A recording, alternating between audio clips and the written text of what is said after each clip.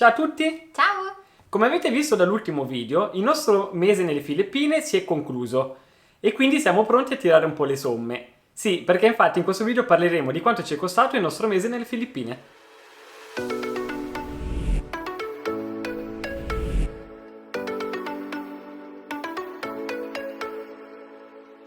You might be the one that truly got me. I feel it too. You might be the one that truly.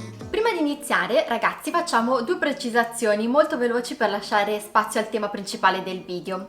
La prima è che facciamo questo genere di contenuti perché secondo noi l'aspetto economico è un aspetto molto importante da valutare durante un viaggio e quindi ci piace darvi un po' l'idea di quanto può costare un posto sulla base della nostra esperienza. Inoltre, vogliamo portare questo video perché abbiamo sempre sentito che le Filippine sono un po' un paese costoso da viaggiare, soprattutto per il sud-est asiatico, e quindi in questo mese ci siamo impegnati tantissimo a tenere traccia di tutti i costi sostenuti durante il nostro periodo appunto nelle Filippine. Sì, un'altra piccola precisazione è che per noi questo è un viaggio a lungo termine, quindi il budget sarà gestito in una maniera differente rispetto che a una vacanza. Sì, Detto questo, iniziamo! la prima spesa che vogliamo citare in questo video sono appunto i voli.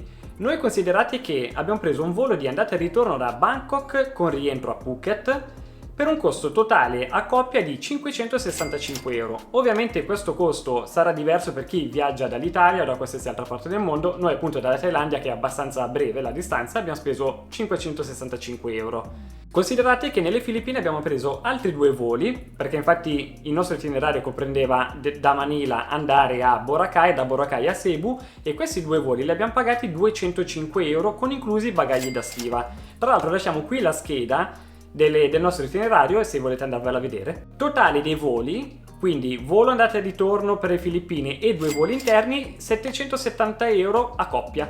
La seconda voce di cui vogliamo parlarvi è dell'accommodation, ci è costata per un mese 890 euro. Siamo riusciti a tenere una media di circa 30 euro a notte, il che ci ha stupito molto perché pensavamo su questa voce di spendere molto di più.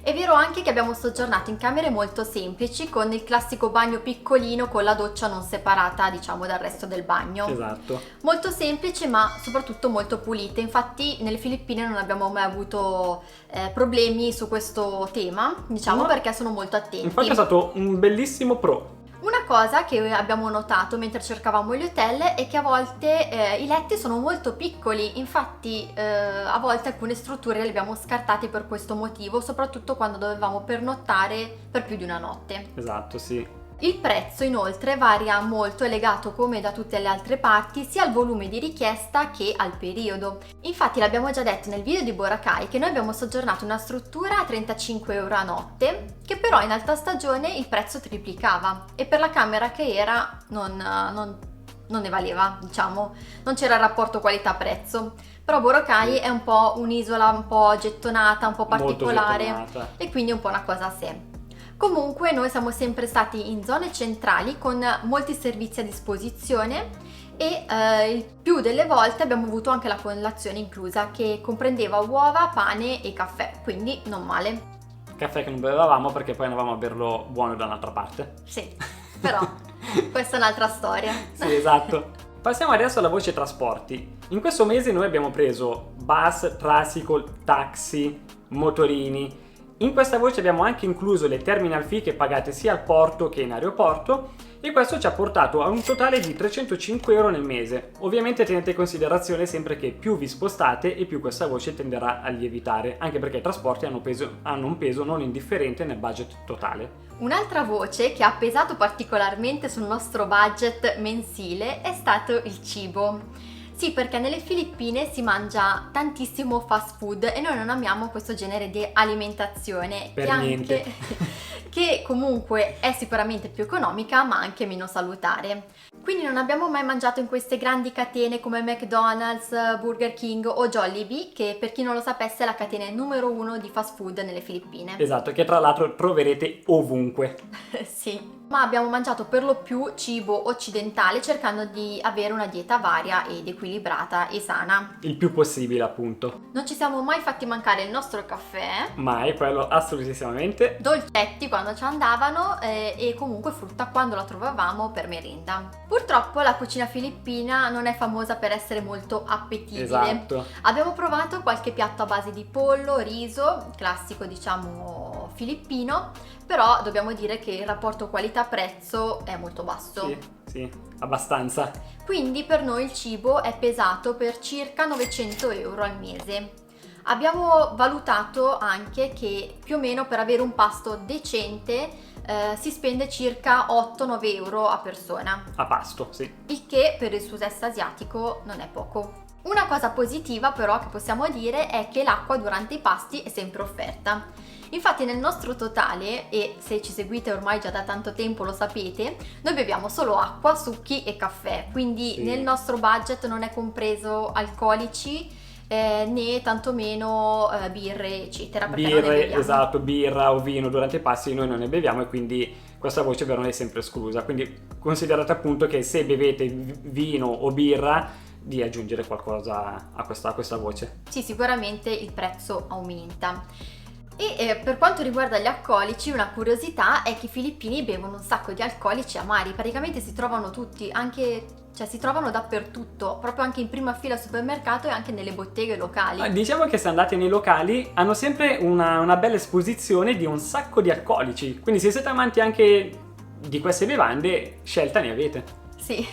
Di attività non ne abbiamo fatte particolarmente tante o particolarmente costose. Infatti ci siamo divertiti di più a girare col motorino e ad essere indipendenti quando potevamo.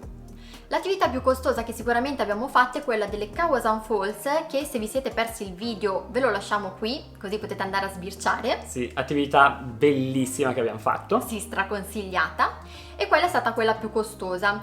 Però il nostro totale per l'attività si aggira intorno agli 86 euro. Tra l'altro, quando possibile, noi cerchiamo di essere il più indipendenti possibile. Infatti, come avete visto anche dal video di Ball, se andate a vedere le Chocolate Hills e il Tarsio e ci siamo gestiti in autonomia. Abbiamo preso il motorino e semplicemente ci siamo recati in queste, diciamo, attrazioni, dove tra l'altro il costo è abbastanza irrisorio. Quindi se vi gestite in autonomia il costo scende notevolmente. Sì, se no basta comunque uscire per strada, ci sono un sacco di persone che vi vendono le classiche attività o comunque i tour organizzati e potete trovare comunque attività di ogni genere, vi portano ovunque, Sì. dal giro in barca comunque alle cascate. Senza dappertutto. problemi proprio. Ragazzi, le spese maggiori, quelle più importanti, sono finite e adesso passiamo a qualche altra piccola spesuccia, come ad esempio la SIM card che abbiamo pagato 10 euro. Ci siamo rivolti alla compagnia Globe, per noi non ha funzionato benissimo e sappiamo che qualcuno utilizza anche Smart, ma su questo non abbiamo feedback. Comunque il costo mensile è di circa 10 euro a seconda poi del piano che attivate. Comunque generalmente non è che sia la Globe che non va bene, è che nelle Filippine generalmente un po' su tutto il paese il wifi non funziona benissimo, tenetelo semplicemente a mente.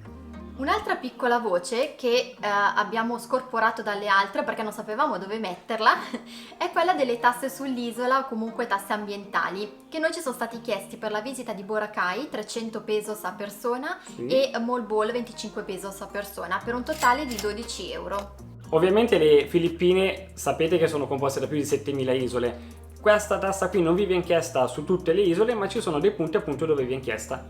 Un'altra piccola voce è appunto quella delle spese altro, che qui abbiamo inserito sia la palestra, che sfortunatamente siamo andati solamente 2 volte in questo mese, qualche piccola spesuccia personale e anche la lavanderia, per un totale di 16 euro.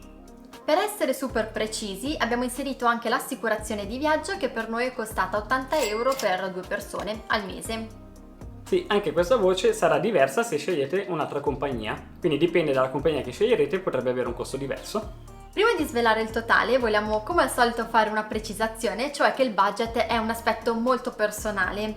Soprattutto qui nel sud-est asiatico si ha un ventaglio grandissimo di opzioni, quindi si può spendere molto meno rispetto a quello che abbiamo speso noi, ma anche molto di più. Come diciamo sempre, abbiamo già detto in qualche altro video, Sì. dipende molto dal vostro comfort, dallo stile di vita e dalla qualità soprattutto di vita che volete avere.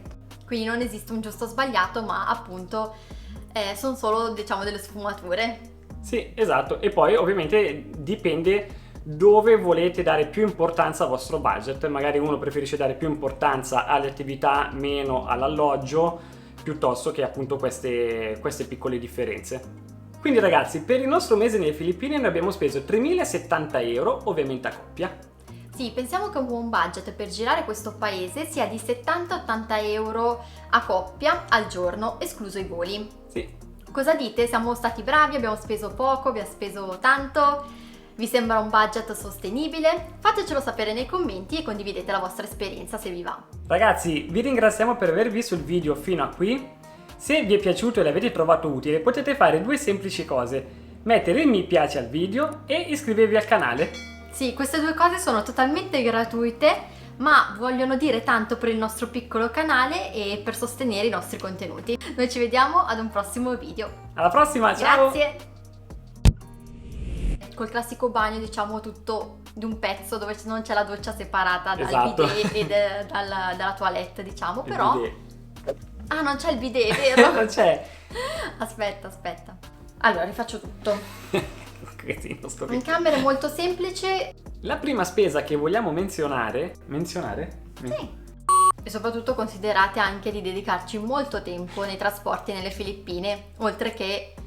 vabbè, niente. Aggiunge sempre. Aspetta. Nel senso perché... Ma perché devi fare? Ma perché era la mia parte? Ma Vabbè, perché quel dai, casino? va bene, fa niente, scusa. You might be the one that truly got me.